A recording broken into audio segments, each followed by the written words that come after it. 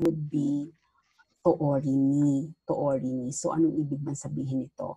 When you copying exactly in words or in actions what one has heard, seen, or read, or learned, etc. So, in Tagalog, parang pag sinabi mo, eto, tingnan mo nga kung anong tinitingnan ko. Halika silipin mo to kung anong sinisilip ko. O kaya naman, lutuin mo to gaya nung pagluluto niya sa TV. O kaya naman, kantahin mo to, kantahin mo to gaya ng pagkanta ni Moira, for example. So you are basically copying the words or the actions. Okay? Now, since ito'y words and actions, so kapag verbs, dalawa lang conjugation natin. We have the dictionary form and ta form. Okay? So bakit ta form? Kasi halimbawa, pag past tense na, halimbawa, sinunod ko lang naman kung ano sinabi mo eh. O kaya naman, sinabi ko lang naman kung anong narinig ko eh. So nag-past tense na tayo. So dalawa lang siya. So we have dictionary form and ta form. Ngayon, kung noun, rule na natin yan. Lagi natin nalagyan ng no para magkaroon ng bridge sa kanilang dalawa, para magkaroon ng link. So you add noun, no, toorini, and then the verb. So, of course, we have another verb kasi gagayahin kasi siya, di ba? I-imitate mo kasi siya, di ba? Okay. So, example natin is, for example, watashi ga yaru tori ni yatte kudasai. Yatte kudasai, galing kay Yarima. So, please do how I do it. Or, please do what I am doing. Watashi ga yaru tori ni yatte kudasai. The next one, mita tori ni hanashite kudasai. Mita tori ni hanashite kudasai. Sabihin mo sa akin kung ano nakita mo. Kung ano nakita mo. Sabihin mo sa akin kung ano nakita mo. Mita tori ni. Next, watashi ga iyu tori ni kaite kudasai. Please write what I will say. So, parang not exactly like gayahin. Yung, gayahin talaga. Gayahin. Copying Kasi exactly. like, parang tell me, yung nga, sa mita tori ni, tell me what you saw. So, parang i-explain mo ano nakita mo. So, exactly kung ano nakita mo, sabihin mo sa akin. Okay, ito, gawin mo to. O, gawin mo to. Kung paano ko siya ginagawa. Halimbawa, yung nanay, nagluluto, tinuturuan ka. O, tingnan mo, panoorin mo to kung paano ko ginagawa. Mamaya, gawin mo na rin. Ganon. Okay, so yun yung gamit niya, ni Torini. Okay, so basahin mo nga muna itong first example. Watashi ga? Watashi ga yaru tori ni yatte kudasai. Second? Mita tori ni hanashite kudasai. Okay, third? Watashi ga iyu tori ni kaite kudasai. Okay, so lahat, iyu is iimas to say.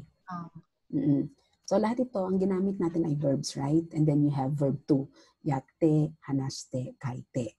So may verb, okay? Now, how about noun? So noun no tori ni, so lalagyan natin ng no. Okay, for example, sen no tori ni kami o kitte kudasai. Please cut the paper according to the line. So sen is line, di ba?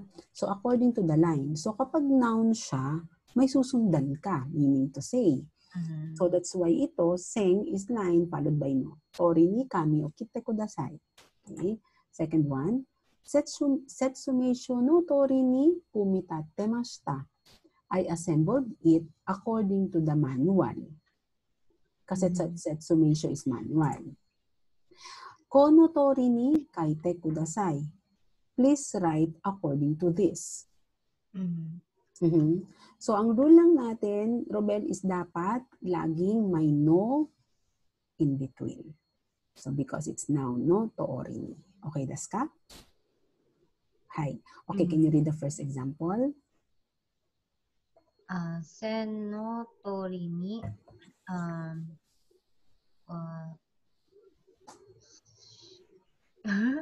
sen no tori ni yan ba yung Kami paper. Kami o shite? Kitte, cut. Kitte kudasai. Okay, next. Setsume sho の、の通りに、Kumitate. Kumitate. komitate? Kumitate. Assemble. O komitate mashita. Basta. Okay, next. この通りに書いてください。Nagets? Pag verb, dictionary form, ta form. Pag noun, no. Okay? Now, let's see. Please sit as I sit.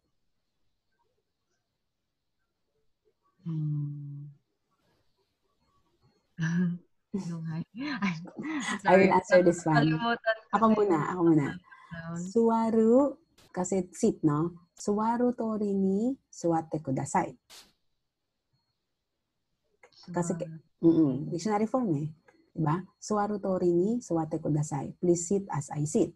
Gayahin mo ang pag-upo ko. Okay, ganun din yan. Number 2.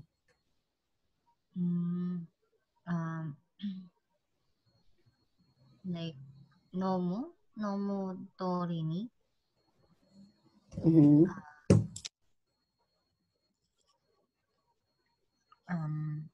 Non de kudasai. Tingnan natin. Yes. Nomu tori ni non de kudasai. Okay, next.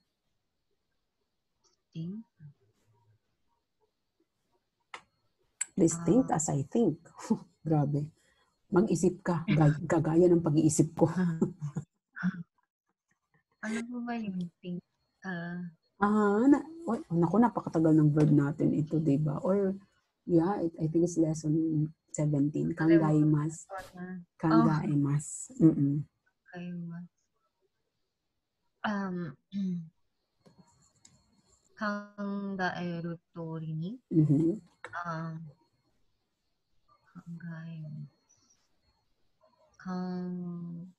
Kangaete kudasai. Okay, ha. Ito natin. Good. Next, please cook as I cook. Ryori no tori ni. Ryori shite kudasai. Tingnan natin kung ano ginamit ko. Tama naman yun sa'yo. Kasi noun. Ito naman sa akin, verb. Pero pwede, pareho naman. So, ryori suru tori ni o ryori no tori ni ryori shite kudasai. Okay, please dance as I dance. Ano yung ating dance na bagong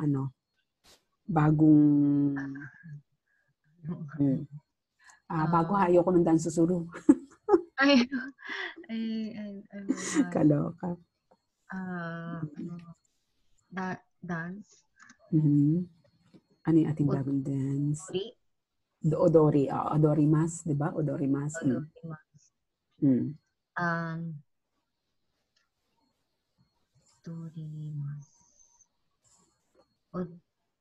Odoru? Odoru tori ni odotte kudasai. Okay. Ayan, tama. Odoru tori ni odotte kudasai. So that's how it is, no? So kailangan mo lang alamin, no? Kung dictionary form or nakata form, kung past tense na. Okay. Now, how about noun? Pag-isipan natin. Number 1, I drink the medicine according to the label. Lahat ng ginamit ko dito nandiyan sa lesson 34 mo. Kung hindi mo alam yung vocabularies. Label.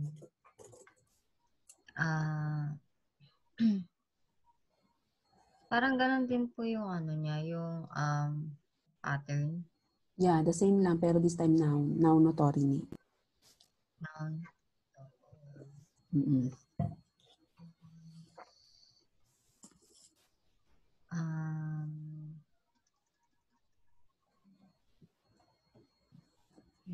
So, kusuri.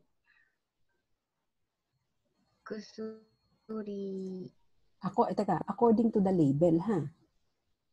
Mauna po yung label? Oo, kasi according to. Kasi naglalagyan mo ng tori ni. So? Label. Nandyan, sa book mo, meron yan siya dyan.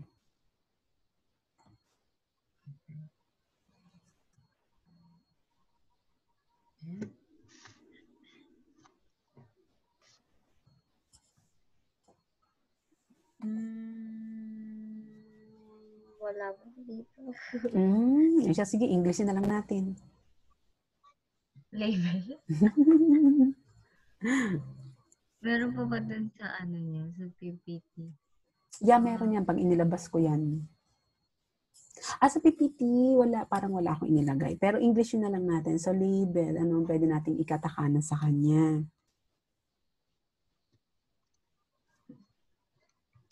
Label. Mm-mm. Is it Nifuda? Nafuda. Pag nafuda, pangalan yun sa akin. Pangalan ko. Nifuda? Nifuda? Reberu na lang. Reberu no, Torini, label, Okay. Kasi uunahin mo yun, kasi according to the. So, ibig sabihin, dapat mauuna Parang lagi. parang yung Toki. Ganun po. Yes. Tama, oo. So, Reberu no Torini, Kusuryo, no mimashita, kasi I drink the medicine. You should be drunk the medicine or take the medicine. But anyway, okay, number 2. She washed the clothes according to the instructions. Tingnan mo nga kung may instructions na sa 34.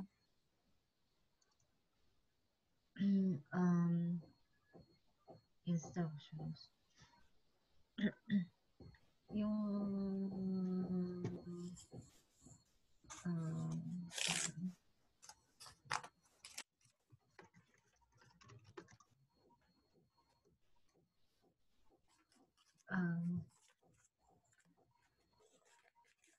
Meron ba sa 34?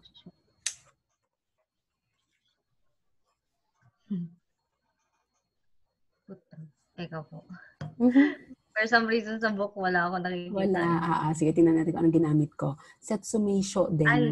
Ayun yung setsumeisho. Setsumeisho. Pareho lang din naman siya. So, kanojo wa setsumeisho no Torini.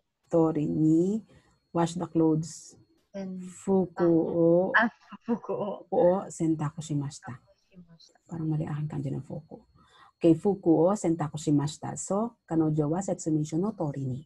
Okay, number 3. The doctor gave the shots according to her sickness. So, yung shots parang medicine yan.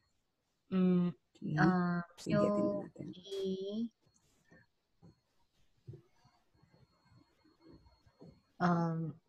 Byoki no Torini. Yan.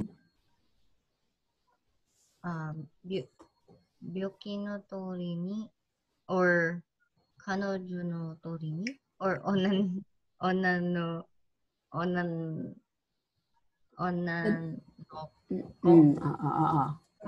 Torini, Byoki no Torini. Okay.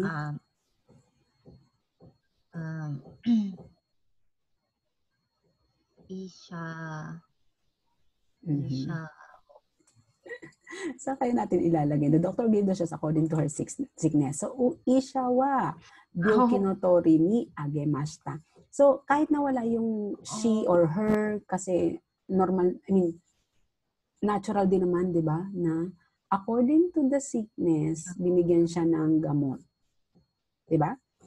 So, isha wa byoki no torini agemashita. So, pero kung lalagyan mo ng kanojo, di isha wa kanojo no byoki no torini. Dito mo siya ilalagay. Gets? Dito mo siya ilalagay after ng So, isha wa kanojo no byoki no torini agemashita. Okay, doon mo siya ilalagay. Okay? Gets? Hindi na po inaano yung sa shots. Yung shot. Dito yon. Pwede mo siyang ilagay dito. Like, kusuryo agemashita. Pwede naman siya. Okay? Number 4. My mom cooked the meal according to the instructions. Instructions ulit. Haha wa setsumeisho no tori ni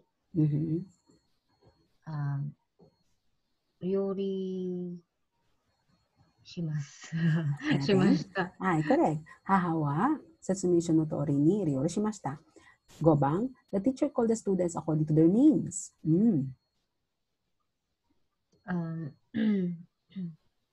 Sensei wa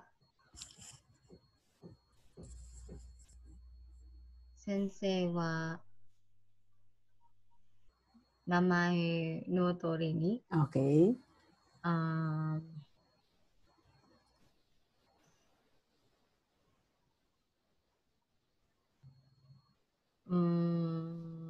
Called the students.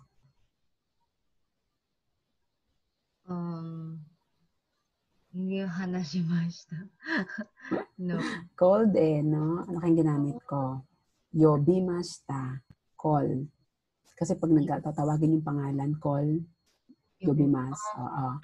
So, sensei wa namai no tori ni gakusei o yobimashita. May gakusei. Pwede namang wala. Kasi parang ano naman na obvious naman na ang tinawag niya ay estudyante, diba? Kasi teacher siya. So, pwede yun. So, yung number 2 ko, yung fuku maliha kasi ito ay fuku dapat na damit. Ito ay fuku na to wipe. So, i-change natin yan. Tapos ito sa number 3, isingit natin yung shots. Okay? But nevertheless, did you understand? You understand, diba? So, importante na... mahirap lang gumawa ng sentence. Yeah, oo. Pero kapag nabasa mo siya, maigigets mo, diba? Kapag may tori ni, ibig sabihin gagayahin. Opo. Okay, hi. Ja, let's move on. Now, let's have the verb ta form now no ato de. Okay, naririnig mo na si ato de, diba? After, oo. In our previous lesson, meron tayong verb tekara, which is after then. Oo, ibawa, tabete kara, hao, migakimashita. After kong kumain, nag-toothbrush ako. Pero ano ang difference ni ato de kay tekara? Una, sa grammar, si tekara ay naka-te-form ang verb. Ito naman naka-ta-form. Kasi tapos na, ta ato de. Okay? At the same time, may difference sila when it comes to time frame.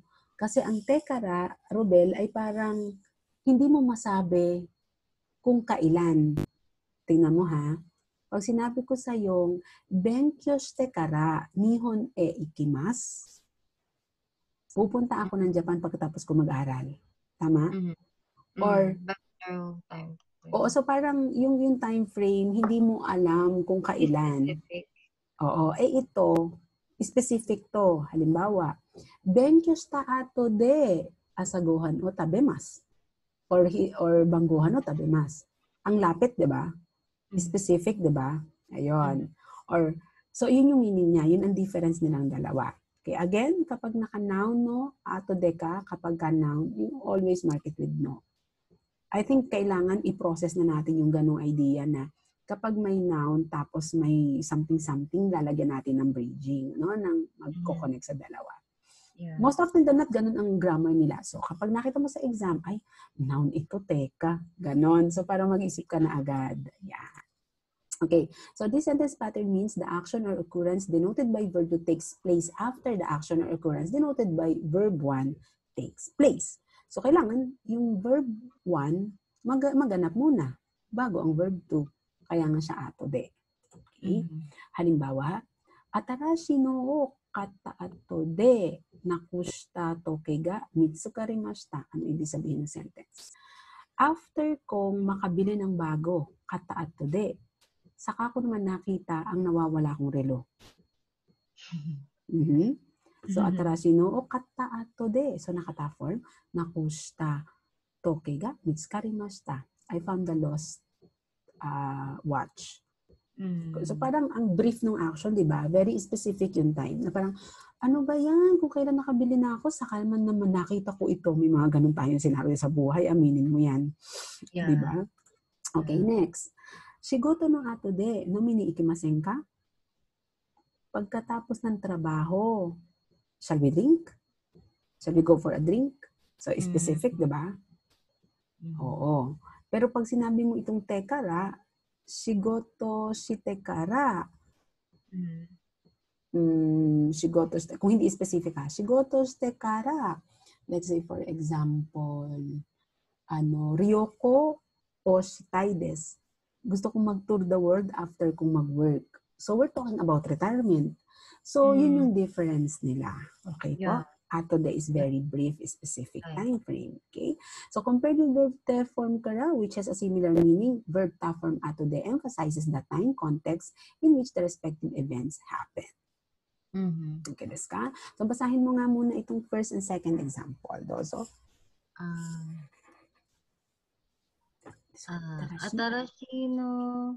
Atarashi no o katta ato de,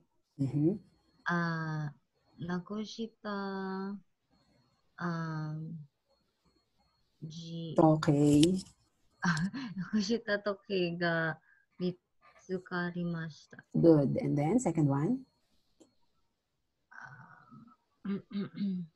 仕事の後で、飲みに行きませんか? Good. Hi. So, let's try this one. I found my wallet right after I used a credit card. Kaloka to. カード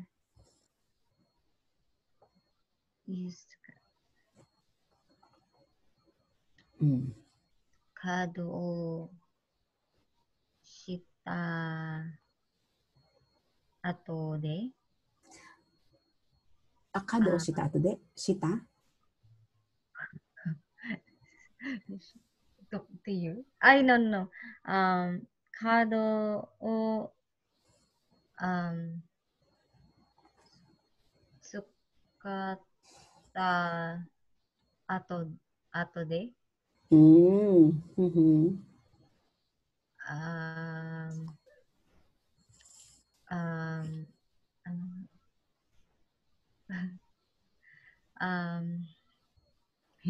Nandiyan sa vocabs, ang ano. Something. Naisip ko waifu. Bakit waifu naisip ko? Saifu.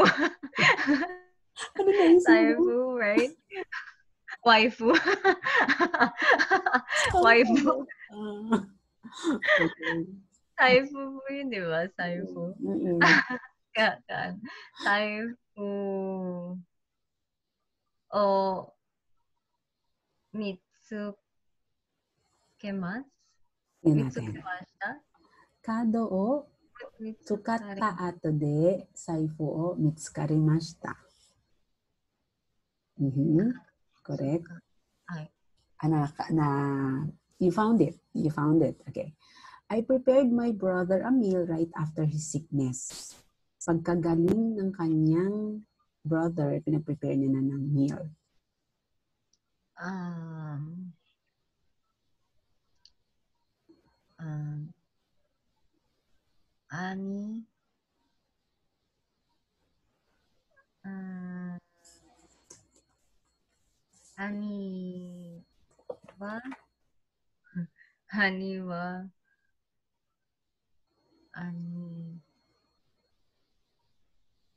Ani wa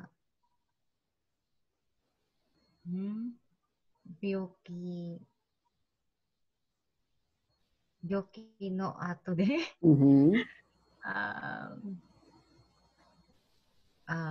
meal. 食事を準備しました? Tingnan natin, ha? Ototo no. Pwede rin maani kasi hindi naman sinabi kung older or younger. So, ototo no byoki o naoshita ato de ryori shimashita. Naoshita ato de gumaling. Naoshimasu. Naoshita ato de. Okay? Next. I called her right after she go. Ryori shimashita. Ryori shimashita. Okay, I called her right after she went out. Dapat ito. Mali ang aking English. I called her right after she went out. Right after. Kapag English, Robe, lagi sa dulo ka mag-i-start. Kasi yun yung after eh.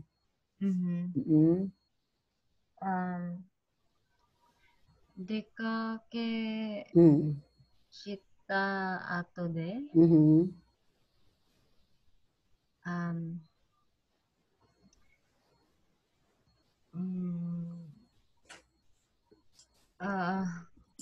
anong kanina? I called. Ibang called ito ha, baka phone siya or something. Other one. Mm-mm. Call.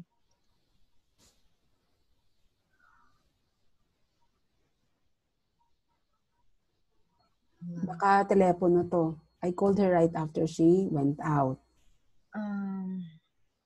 Kakashita ato de.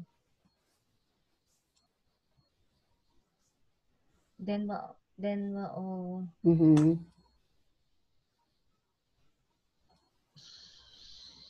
Oh, denwa o shimashita. denwa o shimashita. Oo. So, anong nakalagay? Kanojo wa dekakita or deta ato de. Pwede rin yung ginawa mo, dekakita. Dekakita ato de. Denwa o kakimashita. Pwede rin denwa o shimashita. Iisip ko yung Ah, kakimashita. ito iniisip mo. Okay. So, yung ginamit mo na verb kanina, dekakimashita, pwede rin naman yan, ha?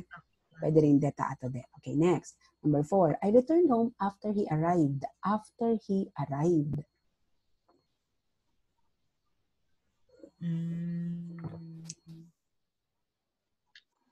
Okay, so I returned home after he arrived.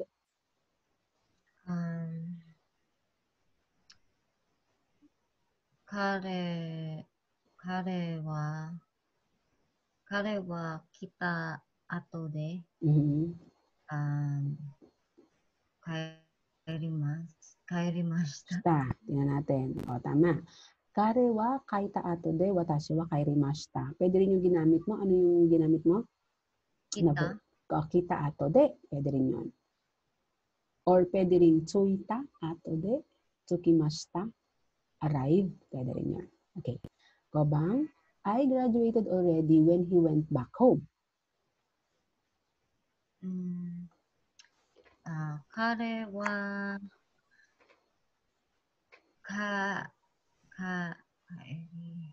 kaeta ato de. Mhm.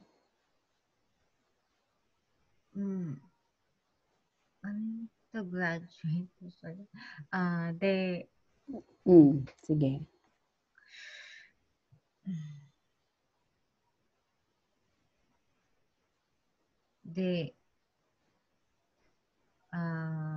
Demashta, no, ang iniisip mo. Pwede rin naman. Pero meron na talaga tayo, no, na-introduce na sa atin ang ang to graduate na literal is sotsugyo shimashita. Tama? Oh, yeah. Yes, ano? O, so paano yan? I graduated already when he went back home. Kare wa kaeta ato de.